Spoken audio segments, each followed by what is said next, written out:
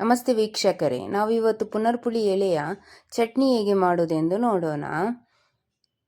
ಇದಕ್ಕೆ ನಾನು ಮೊದಲಿಗೆ ಪುನರ್ಪುಳಿಯನ್ನು ತರಬೇಕು. ನಮ್ಮ ತೋಟದಲ್ಲಿದೆ, ಅದಕ್ಕೆ ನನ್ನ ತಮ್ಮನನ್ನು ಕಳಿಸಿದ್ದೇನೆ. ಅವನು ತರಲಿಕ್ಕೆ ಹೋಗ್ತಿದ್ದಾನೆ. ನಮ್ಮ ನಾಯಿ ಅವನಿಗಿಂತ ಮುಂಚೆಯೇ ಓಡಿ ಹೋಯಿತು. ನೋಡಿ, ಇದು ಪುನರ್ಪುಳಿಯ ಗಿಡ. ಇದರಿಂದ ನಾವು ಚಿಗುರನ್ನು ತೆಗಿಬೇಕು, ಹಾಗಾಗಿ ಅದು ಚಟ್ನಿಗೆ ಒಳ್ಳೆಯದಾಗ್ತದೆ ಅಂತೇಳಿ. ನನ್ನ ತಮ್ಮ ಅದರ ಚಿಗುರನ್ನು ಮಾತ್ರ ತೆಗಿತಿದ್ದಾನೆ. ನೋಡಿ, ಇದು ಪುನರ್ಪುಳಿ ಎಲೆ. ಸಾಮಾನ್ಯವಾಗಿ ಹಳ್ಳಿ ಕಡೆ ಇಂಥ ಗಿಡಗಳಿರ್ತದೆ. ಇದೇ ದೊಡ್ಡದಾಗಿ ಮರ ಆದಮೇಲೆ ಪುನರ್ಪುಳಿ ಇದರಲ್ಲಿ ಆಗ್ತದೆ. ಅದನ್ನು ಸಹ ನಾವು ಜ್ಯೂಸ್ ಮಾಡಿ ಕುಡಿಯಬಹುದು. ಇದು ಪಿತ್ತಕ್ಕೆ ಎಲ್ಲ ತುಂಬ ಒಳ್ಳೆಯದು. ಇದರ ಚಟ್ನಿ ಕೂಡ ಆರೋಗ್ಯಕ್ಕೆ ತುಂಬ ಒಳ್ಳೆಯದು. ತಮ್ಮ ಕೊಯ್ತಾ ಇದ್ದಾನೆ ನೋಡಿ.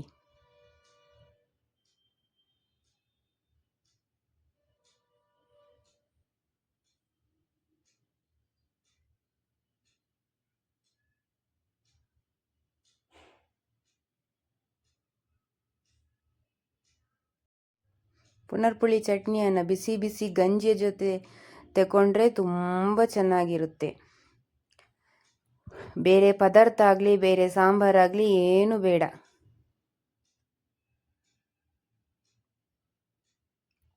ನೋಡಿ, ಒಂದು ಮುಷ್ಟಿಯಷ್ಟು ತಗೊಂಡ್ರೆ ಸಾಕು. ತುಂಬ ಎಲೆಗಳನ್ನು ತಗೊಂಡ್ರೂ ಸಹ ಅದು ಹುಳಿ ಆಗ್ತದೆ. ಸ್ವಲ್ಪ ಸಾಕು. ಅಮ್ಮ ಇದನ್ನು ಕ್ಲೀನ್ ಮಾಡ್ತಾ ಇದ್ದಾರೆ. ಇದನ್ನು ಕ್ಲೀನ್ ಮಾಡಿ, ಅಂದರೆ ಎಲೆಯಲ್ಲಿ ಹುಳ ಇದೆ ಅಂತ ನೋಡಿ ಆದಮೇಲೆ ಇದನ್ನು ಬೇಯಲಿಕ್ಕಿಡಬೇಕು ಸ್ವಲ್ಪ ಹೊತ್ತು. 1-2 ನಿಮಿಷ ಬೆಂದರೆ ಸಾಕು. ನಂತರ ಒಂದು ಪಾತ್ರೆಗೆ ಒಂದು 10 ಮೆಣಸು, ಒಂದು 5 ಬೆಳ್ಳುಳ್ಳಿ ಮತ್ತು ರುಚಿಗೆ ತಕ್ಕಷ್ಟು ಉಪ್ಪನ್ನು ಹಾಕಬೇಕು. ಮತ್ತು ಬೇಯಲಿಕ್ಕೆ ಇಟ್ಟಿದ್ದೇವೆ ಅಲ್ವ ನಾವು ಎಲೆಯನ್ನು, ಪುನರ್ಪುಳಿ ಎಲೆಯನ್ನು, ಅದನ್ನು ಸಹ ಅದಕ್ಕೆ ಹಾಕಬೇಕು. ಮತ್ತು ಸ್ವಲ್ಪ ತೆಂಗಿನಕಾಯಿ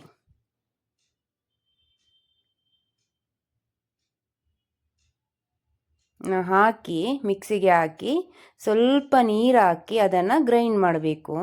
ಚಟ್ನಿಯಾಗಿಯೇ ಇರಬೇಕು, ತುಂಬ ತೆಳುವಾಗಿರಬಾರ್ದು. ನೋಡಿ, ಇದು ಬೇಯಿಸಿದಂಥ ಎಲೆ. ಇದನ್ನು ಒಟ್ಟಿಗೆ ಹಾಕಿ ಇದನ್ನು ಮಿಕ್ಸಿ ಜಾರಿಗೆ ಹಾಕಬೇಕು ಎಲ್ಲವನ್ನು.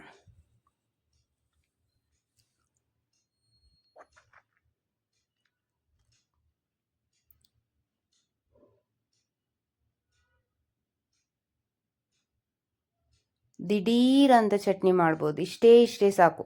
3-4 ವಸ್ತುಗಳನ್ನು ಉಪಯೋಗಿಸಿ ನಾವು ಇಲ್ಲಿ ಚಟ್ನಿಯನ್ನು ಮಾಡ್ಬೋದು. 5 ನಿಮಿಷದಲ್ಲಿ ನಮಗೆ ಚಟ್ನಿ ಇಲ್ಲಿ ರೆಡಿ ಆಗ್ತದೆ. ನೋಡಿ, ಗ್ರೈಂಡ್ ಆಗಿದೆ. ಟೇಸ್ಟ್ ಮಾಡ್ತಾ ಇದ್ದೇನೆ. ತುಂಬ ಸೂಪರ್ ಆಗಿದೆ. ಹಾಗೆಯೇ ನನ್ನ ಚಾನಲ್ಗೆ ಲೈಕ್ ಮಾಡಿ, ಕಮೆಂಟ್ ಮಾಡಿ, ಶೇರ್ ಮಾಡಿ ಹಾಗೂ ಸಬ್ಸ್ಕ್ರೈಬ್ ಮಾಡಿ.